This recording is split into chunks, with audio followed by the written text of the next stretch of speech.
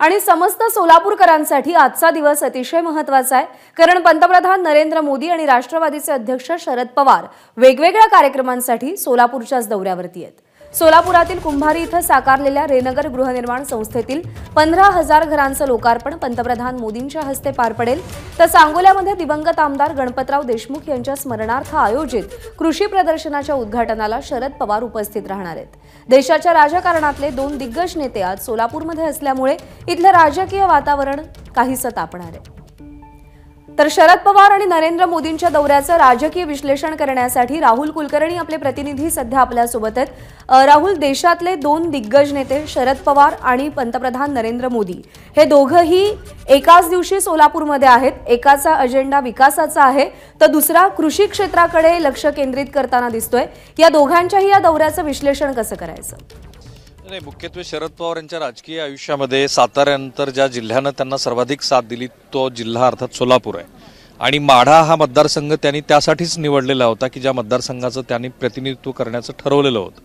आणि राष्ट्रवादी काँग्रेसमध्ये ज्या पद्धतीची आत्ता घडामोड घडलेली आहे त्या पद्धतीत पुन्हा पक्ष संघटन वाढवणं या दृष्टीनं शरद पवार यांनी गेल्या 6 महिन्यामध्ये बऱ्याच वेळेला या जिल्ह्यामध्ये भेटी दिलेल्या आहेत। रोहित पवार यांचं सुद्धा या जिल्ह्याकडे लक्ष आहे। परंतु इंटरेस्टिंग गोष्ट काय आहे की ज्या प्रकल्पाचं आज श्री नरेंद्र मोदी उद्घाटन करणार आहेत त्या प्रकल्पाचं नाव दिवंगत काँग्रेस पक्षाचे माजी पंतप्रधान श्री राजीव गांधी यांच्या नावाने रेनगर त्याला म्हणतात।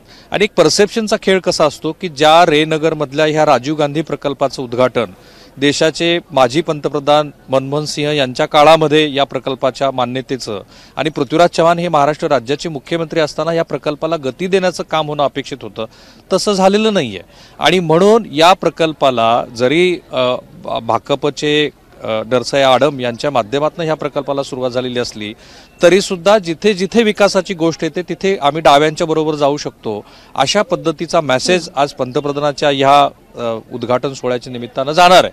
आणि जे काम काँग्रेस पक्षानं होऊ दिलेलं नाहीये त्याला आम्ही पक्षाच्या बाहेर जाऊन अशा पद्धतीनं सतत पाठपुरावा करून की ज्याला मी 2020 साली नरेंद्र मोदी आणि इथंच सांगितलं होतं की या प्रकल्पाचा शुभारंभ मी करतो आहे आणि या प्रकल्पाचं वितरण सुद्धा मीच करेन।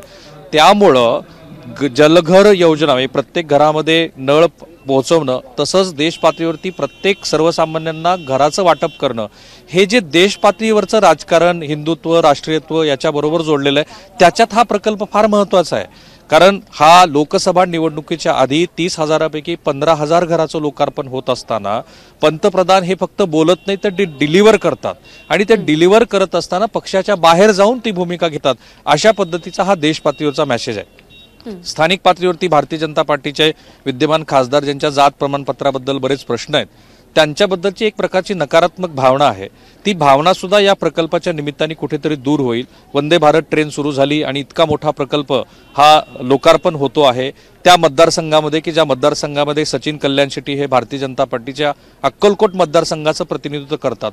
म्हणजे एकाच गोष्टीतनं खूप सारे मेसेजेस दिले जात आहेत। पंतप्रधान नरेंद्र मोदी हे करू शकतात, ते डिलिव्हर करू शकतात आणि ते डिलिव्हर करत असताना पक्षाच्या बाहेर जाऊन ते विचार करतील हा एक मेसेज। मध्यमवर्गीयांना घरं देण्यासाठी आम्ही सगळ्या पद्धतीची यंत्रणा राबवून ते करू शकतो हा दुसरा मेसेज। आणि महाराष्ट्रामध्ये प्रादेशिक पातळीवरती राष्ट्रवादी काँग्रेसमध्ये ज्या घडामोडी घडलेल्या आहेत श्री उद्धव ठाकरे यांच्या पक्षामध्ये ज्या घडामोडी घडलेल्या आहेत त्या घडामोडीच्या पार्श्वभूमीवरती ज्या लोकसभा मतदारसंघामध्ये भारतीय जनता पार्टीला अडचण वाटते तिथे जाणे, तिथं विकास कामाचं उद्घाटन करणं अशा पद्धतीचे खूप सारे मुद्दे याच्यामध्ये जोडले गेलेले आहेत। आता मला प्रश्न असा पडतो की राष्ट्रवादी काँग्रेस आणि काँग्रेसची स्थानिक नेते मंडळी अशा पद्धतीच्या पंतप्रधानाच्या भूमिकेला प्रत्युत्तर काय देतील? कारण जे काम राजीव गांधी यांच्या नावाने सुरू झालेलं आहे, जे काम इथले महाराष्ट्र राज्यातनं नेतृत्व करणारे माजी मुख्यमंत्री आणि देशाचे केंद्रीय गृहमंत्री त्यांनी विरोध केला म्हणून जे परसेप्शन बिल्ड केलं गेलेलं आहे, जे पृथ्वीराज चव्हाण हे काम करू शकले नाहीत त्यांच्याऐवजी भारतीय जनता पार्टीचे मुख्यमंत्री देवेंद्र फडणवीस यांनी पुढाकार घेऊन केला, अशा पद्धतीच्या कामाला प्रत्युत्तर देत असताना काँग्रेस आणि राष्ट्रवादी काँग्रेसच्या स्थानिक आणि राज्य पातळीवरच्या नेत्यांना बरीच कसरत करावी लागणार आहे। खूप सारे राजकीय गुंते याच्यामध्ये गुंतलेले आहेत। एका वाक्यात आपण असं म्हणू शकतो की नरेंद्र मोदी यांनी ते करून दाखवलं आणि भारतीय जनता पार्टी पक्षाच्या बाहेर जाऊन विचार करते असा हा मेसेज आहे। निश्चित। राहुल, धन्यवाद केलेल्या सविस्तर विश्लेषणासाठी। एबीपी माझा, उघडा डोळे बघा नीट।